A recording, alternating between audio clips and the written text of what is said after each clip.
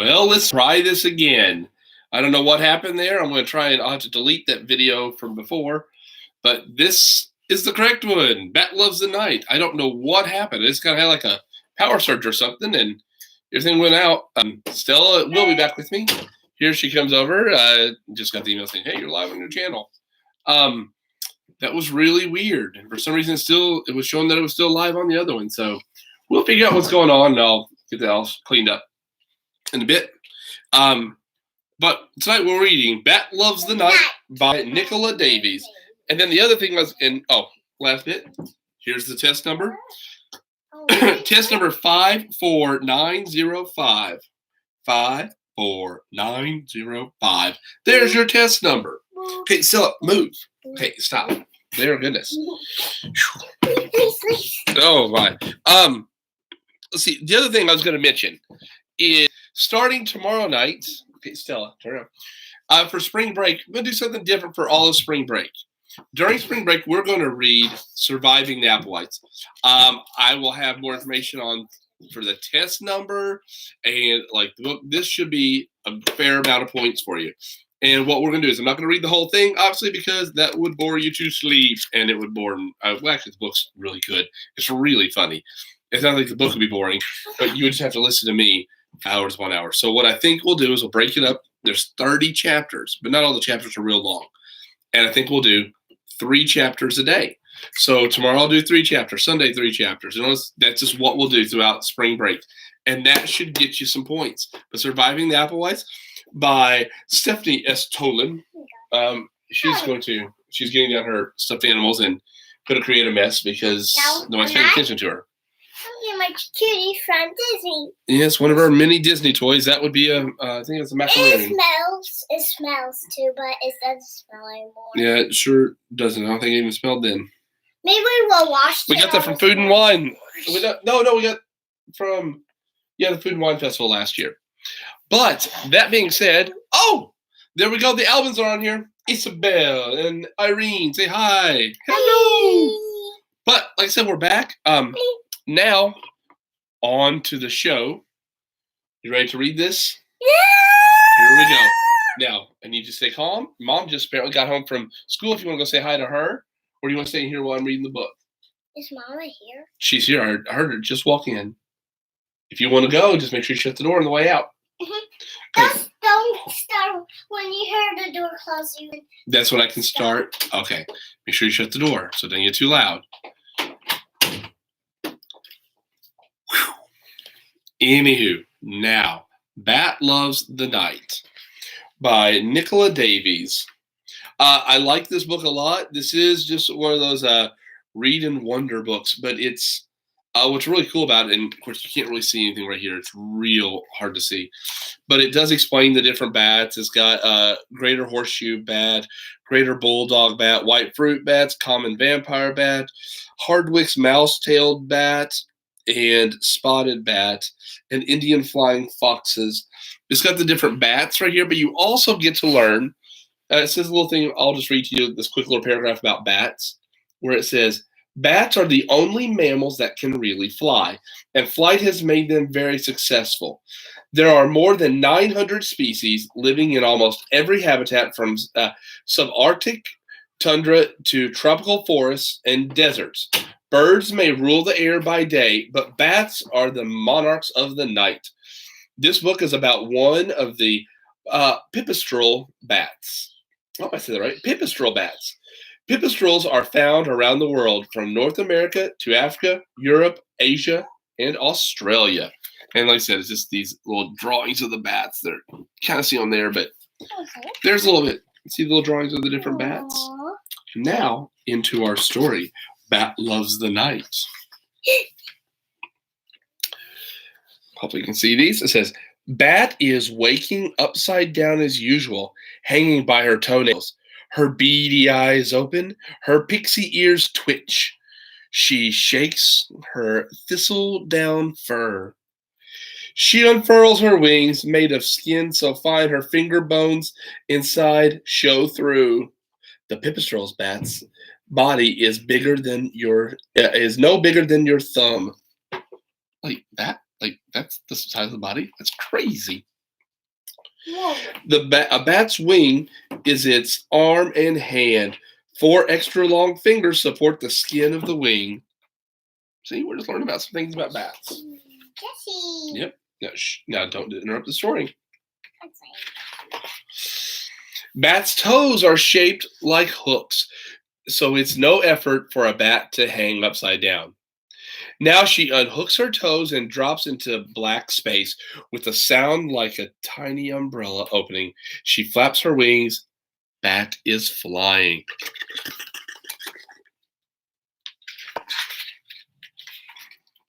Out! Out under the broken tile into the nighttime garden.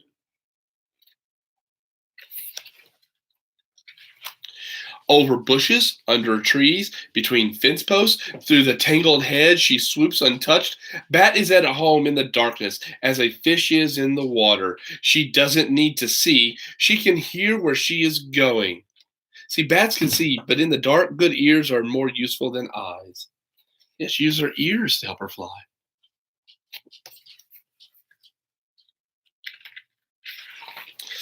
Bat shouts as she flies, louder than a hammer blow, higher than a squeak.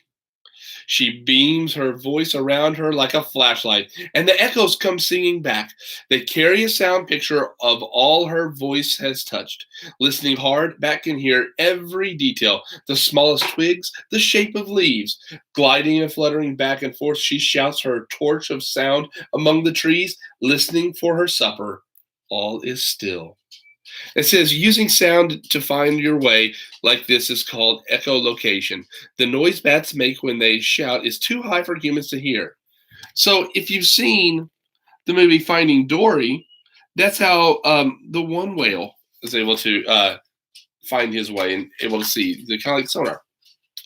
Anyway, then a fat moth takes flight below her. Bat plunges, fast as blinking, and grabs it in her open mouth.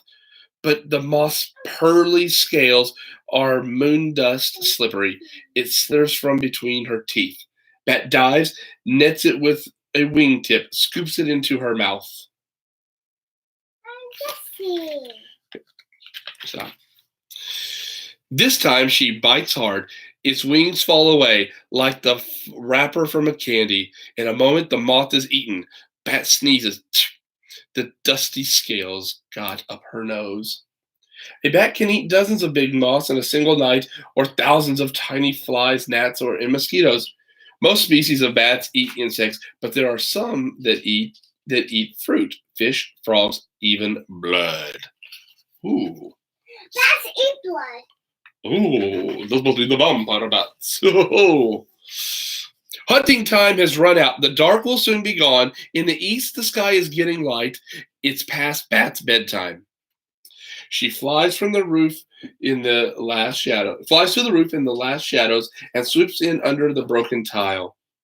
The place where bats sleep in the day is called a roost. It can be in a building, a cave, or a tree, so long as it is dry and safe. After this is over, I'm going to tell you a story about a bat. I might even find a picture. Inside, there are squeakings. 50 hungry batlings hang in the huddle, hooked to a rafter by oversized feet. Bat lands and pushes in among them, toes first, upside down again. Baby bats can't fly. Sometimes mother bats carry their babies when they go out, but mostly the babies stay behind in the roost and crowd together to keep warm. You see all those pictures of all the little baby bats.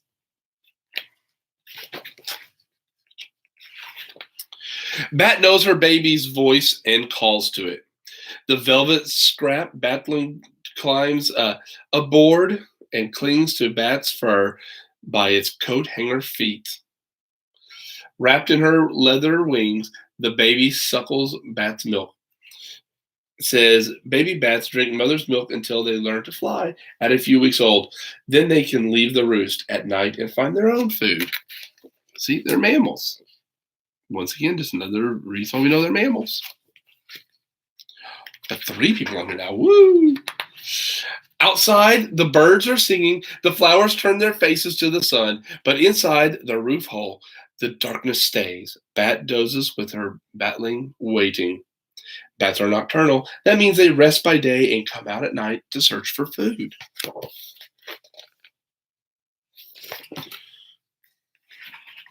When the tide of night rises again, Bat will wake and plunge into blackness, shouting, Bat loves the night.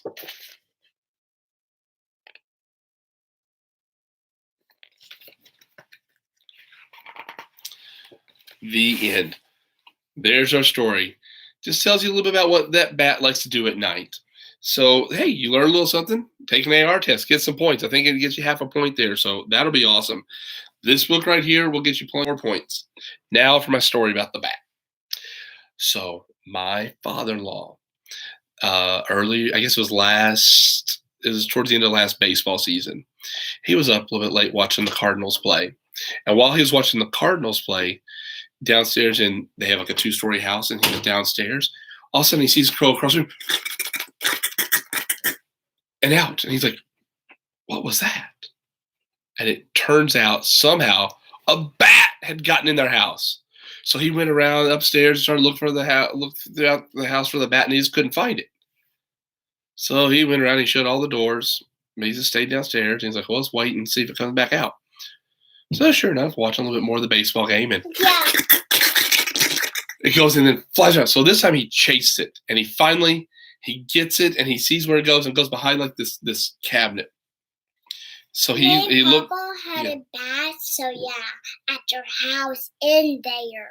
And he had to go, and he got some tongs, and he went and he pulled it out, and he goes, this thing was longer than I thought. And then he got a jar and went and put it in there. And I'm going to see if I can find that picture of that bat that he got. It's going to be up here a little bit. Let's see. Well, let's see. But looking for the bat, I might not have it on here. It was around this time of year, and I just don't think I still have that picture of the bat. I don't think I do. This was last summer. I don't think it was that far back. I don't think. Well, oh well. I do not have the picture of the bat, but he got it in a jar, and he's like, man, that thing squealed and squeaked. So I guess you can hear it once it starts going. It's scared like that. Yep, do not have that picture of the bat.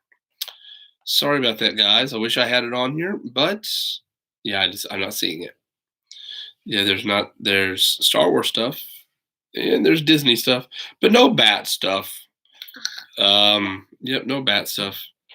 But I will say, I wish we were at Disney. It'd be kind of nice to be at Epcot right now. Yeah, and then we could drink our what? Our blood. No, okay, that's weird. There's Stella. She's kind of a princess there. That's from the Bibbidi Bobbidi Boutique. It's kind of hard to see. Well, hope everybody enjoyed our story. Hope they learned something. Here you go. Here you go. And what are we going to say? Music guy.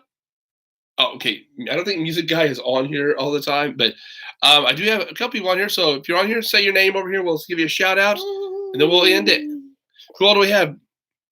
Anybody's going to type their name in the chat? That's why I leave this thing open. Leave the chat open. So if you come in here, leave your name over there.